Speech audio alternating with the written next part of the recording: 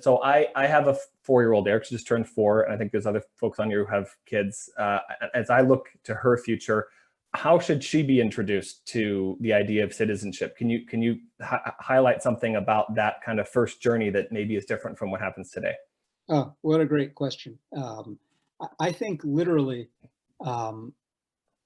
this is not like, oh, okay, child, we're going to now have civics class during our Zoom homeschooling or whatever. This is simply the civic equivalent of what Buddhists say when they say chop wood, carry water. Like, weave it mindfully into every act that you do together with your child. And so take a walk with your child. And as you walk through the neighborhood, start encouraging her to cultivate her curiosity. Is it a her? I'm sorry. Yeah. Yeah, her curiosity.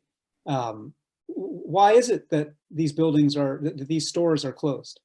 Why is it that there's such a long distance between the last bus stop and this bus stop?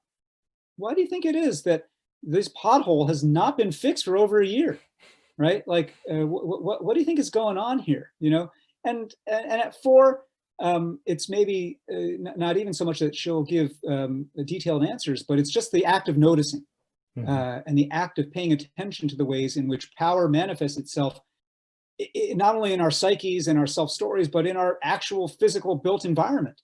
Why is it that there's only fast food stores around us and there's nothing healthy to eat? Why is it that these streetlights have been burned out for so long? Or why is it that you know, everything's so quiet and peaceful here, and we never see anybody here that doesn't look like us? Yeah, that's actually that's an apropos question for Vermont, actually.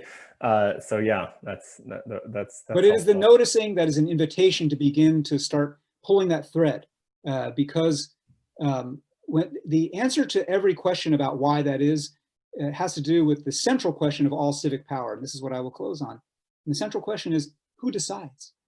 Who decided that there shouldn't be bus service here? Who decided that the potholes are going to get filled or not filled? Who decides that the school, which is right here next to us, isn't going to open for us during a pandemic? Who decides, right? And once you start pulling that thread of who decides, you begin creating a sense of curiosity and again, ownership over the currents of power. And I know, just as a parent, you will leaven that and season that throughout with a good, strong dose of civic character too, and responsibility for each other.